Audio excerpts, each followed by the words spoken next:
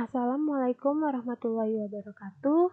Oke, kali ini kita masih akan membahas tentang ide-ide inovatif dalam penataan produk. Jika kemarin kita sudah mengetahui tentang hal-hal yang perlu diperhatikan dalam display produk dan 5 cara pendisplayan, sekarang kita akan membahas tentang macam-macam display produk dan pendukung pendisplayan yang baik. Oke, kita mulai ke slide yang pertama.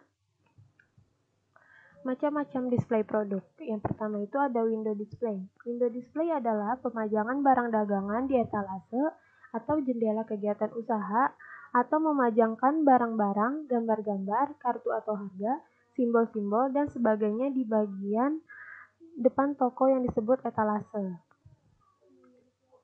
Lalu yang kedua ada interior display. Interior display adalah pemajangan barang dagangan di dalam toko.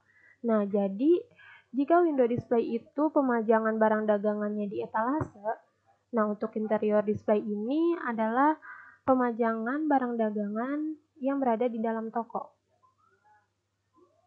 Nah, interior display sendiri terdiri dari satu ada merchandise display. Merchandise display adalah menempatkan barang dagangan di dalam toko, terbagi menjadi 3 bagian, yaitu yang pertama ada open interior display.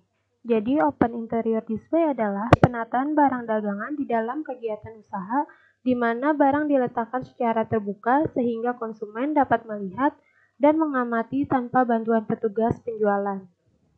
Misalnya self display.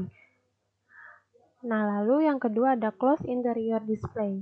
Closed interior display adalah penataan barang dagangan di dalam kegiatan usaha di mana barang diletakkan dalam tempat tertentu, sehingga konsumen hanya dapat mengamati saja. Bila konsumen ingin mengetahui lebih lanjut, maka ia akan minta tolong pada wiraniaga untuk mengambilkannya. Oke, yang ketiga ada architectural display. Architectural display yaitu menata gambar yang menunjukkan gambaran mengenai penggunaan barang yang diperdagangkan. Misalnya ruang tamu, mebel, dan kamar tidur. Oke, yang kedua dari interior display itu ada store sign and decoration. Store sign and decoration merupakan simbol, tanda, poster, lambang, gambar, dan semboyan yang diletakkan di atas meja atau digantung dalam ruangan toko. Store sign digunakan untuk memberi arah kepada calon pembeli ke arah barang dagangan dan memberi informasinya mengenai kegunaan barang tersebut. Nah, yang ketiga ada dealer display. Dealer display merupakan simbol petunjuk-petunjuk mengenai penggunaan barang yang dibuat oleh produsen. Simbol-simbol tersebut seakan-akan memberi peringatan kepada pramuniaga agar tidak memberikan informasi yang tidak sesuai atau tidak benar.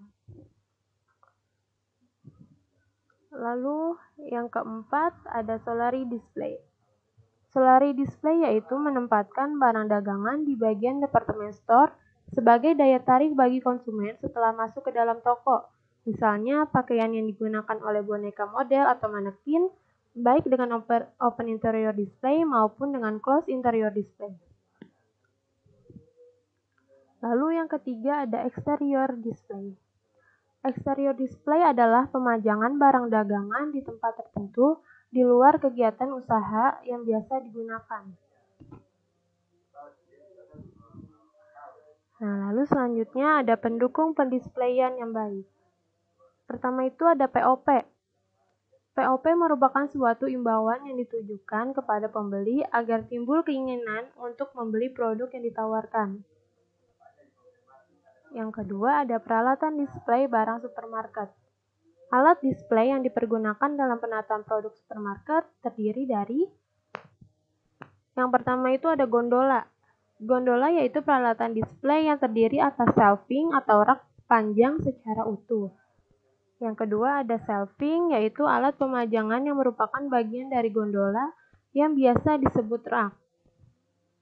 Yang ketiga ada showcase, yaitu alat pajang berupa etalase untuk penjualan daging segar.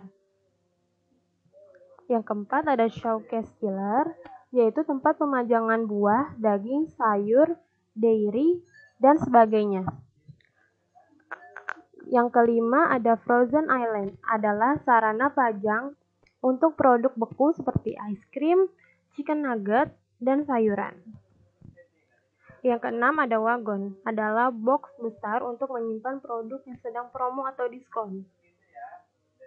Yang ketujuh ada single hook, berupa gantungan biasanya untuk pemajangan produk seperti sikat gigi dan snack. Yang kedelapan ada hambalan, yaitu kayu yang letaknya di bawah sebagai dasar untuk peralatan display. Yang kesembilan ada end gondola, yaitu gondola akhir yang paling ujung dari ujung dan untuk disewakan.